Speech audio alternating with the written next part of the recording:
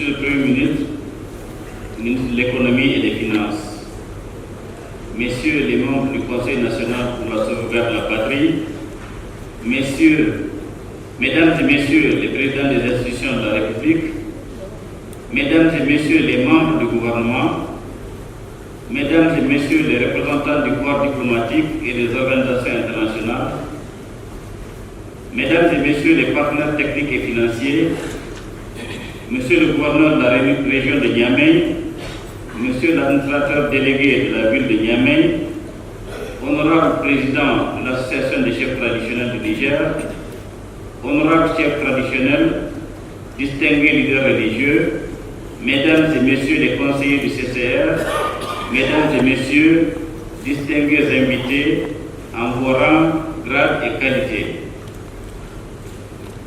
En rendant grâce à Allah le Tout-Puissant, le Clément et le Miséricordieux, nous voilà au terme de 15 jours de travaux intenses, responsables et profondément engagés pour procéder à la clôture solennelle de la deuxième session ordinaire du Conseil consultatif de la refondation au titre de l'année 2025. Ouverte le 16 décembre dernier, cette session se referme aujourd'hui dans un climat empreint de sérénité marqué par une discipline institutionnelle et une maturité politique. Elle témoigne une fois de plus de la capacité du CCR à assurer pleinement sa mission, à savoir être le berceau intellectuel, stratégique et citoyen de la refondation nationale au service exclusif de l'intérêt supérieur de la nation. Excellences, Monsieur le Premier ministre, Mesdames et Messieurs, nos travaux se sont déroulés conformément au chronogramme adopté, alternant plénière, communication gouvernementale, travaux en commission et restitution. À chaque étape, une exigence constante a guidé nos réflexions, c'est de contribuer utilement à l'édification d'un État souverain, responsable et résilient en phase avec les aspirations profondes du peuple nigérien. Je tiens à saluer ici les conseillers du CCR pour la qualité remarquable des échanges, la pertinence des analyses et la hauteur de vue qui ont caractérisé les débats. Les conseillers ont démontré à travers leur assiduité, leur ponctualité et leur engagement que le CCR est un creuset stratégique de propositions, d'orientation et d'accompagnement de la refondation.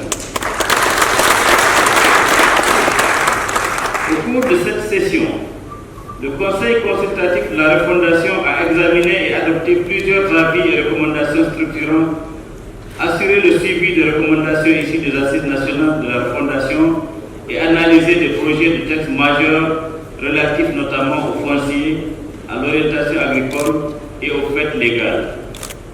Le CCR a également écouté des communications de haut niveau portant sur des thématiques vitales pour l'avenir de notre pays, parmi lesquelles la sécurité, la gouvernance économique et financière, l'énergie et la souveraineté sur nos ressources, l'agriculture, l'élevage et la grande irrigation, la santé, l'éducation, les réformes institutionnelles, la paix, la cohésion sociale, les dynamiques migratoires et la fixation des jeunes dans leur terroir autour d'activités génératrices de revenus.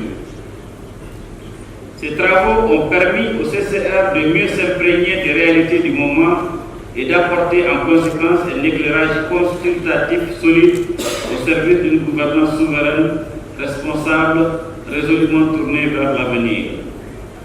Monsieur le Premier ministre, Mesdames et Messieurs, nos réflexions s'inscrivent également dans un contexte régional et historique particulier, marqué par la tenue à Bamako de la deuxième session du Collège des chefs d'État de la Confédération des États du Sahel.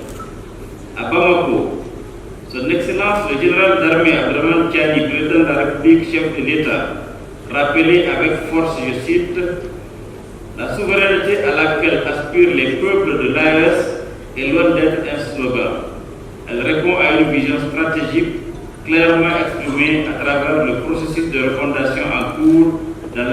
fondamentaux de la Confédération. Fin de citation. Cette vision engage pleinement le CCR qui doit être le reflet fidèle, le répondant désigné et le socle intellectuel. C'est à cela que nous devons jouer pleinement notre rôle de berceau de la Fondation. Mesdames et messieurs les conseillers, la souveraineté que nous construisons repose sur un triptyque fondamental: la défense, la diplomatie et le développement. Sans défense, il n'y a ni stabilité ni développement. Sans diplomatie souveraine, il n'y a ni respect ni partenariat équilibré. Sans développement endogène et maîtrisé, il n'y a ni résilience ni dignité durable. La défense, la diplomatie et le développement constituent l'ossature même de la refondation nationale et confédérale. Le CCR a le devoir d'en être le vecteur intellectuel, politique et citoyen. C'est pourquoi, à l'issue de cette session, les conseillers du CCR doivent être les relais actifs de la vision de l'AES en restituant fidèlement les travaux de la présente session auprès de nos concitoyens, dans nos régions, dans nos communautés et nos espaces de dialogue. La refondation ne se décrète pas seule. C'est un changement de comportement. Elle se partage, s'exprime, s'explique et se traduit en action sur le terrain.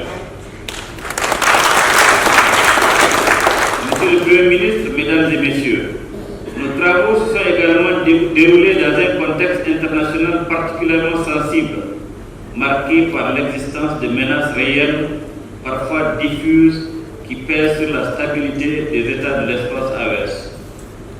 Ces menaces ne se manifestent toujours pas de manière frontale ou conventionnelle.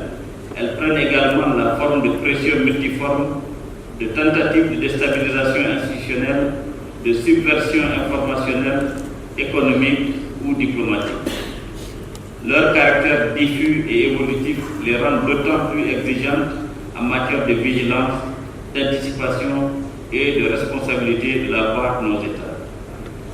C'est dans ce contexte précis que l'État a jugé nécessaire de se doter d'un instrument juridique encadrant la mobilisation générale pour la défense de la patrie.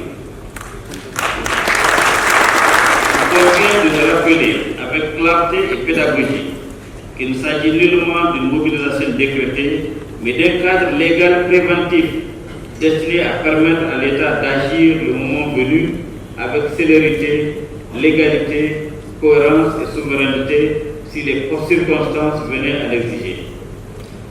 Cette démarche relève d'une logique de prévoyance stratégique et s'inscrit pleinement dans l'esprit de la refondation qui commande à nos institutions d'anticiper les risques, de protéger la nation, de préserver l'intégrité du territoire et d'assurer durablement la stabilité de l'État. Mesdames et Messieurs, je voudrais renouveler ma profonde reconnaissance et celle du CCR à son Excellence le général d'armée Abdraman Tiani pour son leadership visionnaire et éclairé et son engagement résolu à conduire le Niger et l'AES sur la voie de la souveraineté, de la dignité et du progrès. Je félicite et salue également l'action du gouvernement sous la coordination de son Excellence M. Ali Mohamed Lamine Zaïd, Premier ministre, ministre de l'économie et des finances, pour sa disponibilité permanente et son écoute attentive des recommandations formulées. Je voudrais également, une fois encore, rendre un hommage appuyé aux forces de défense et de sécurité pour leur bravoure, leur professionnalisme, leur sécurité et leur engagement constant pour la protection des populations, de leurs biens et de l'intégrité territoriale. Les FDS demeurent l'un des piliers essentiels de la refondation et de la souveraineté nationale. Permettez-moi à cet instant de formuler une suggestion porteuse de sens et de symbole. À l'occasion de nos prochaines sessions, il pourrait être envisagé que la cérémonie d'ouverture se tienne sous le sceau d'un Made in Niger, fabriqué au Niger, pleinement assumé, notamment à travers un choix vestimentaire, artisanal ou culturel.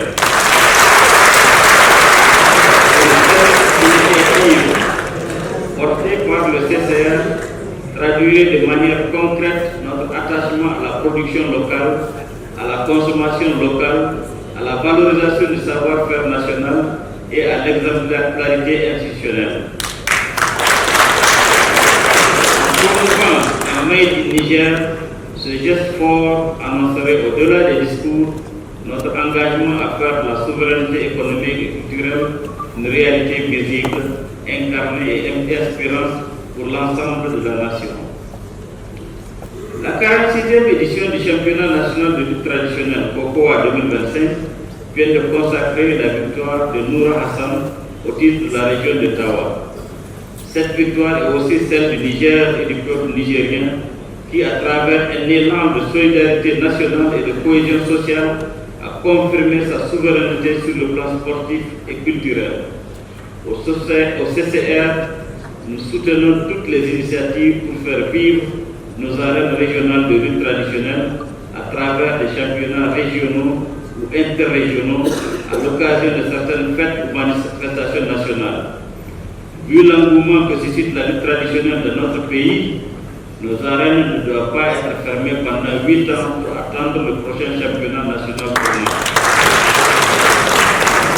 Elles doivent vivre et être source de revenus pour nos lutteurs.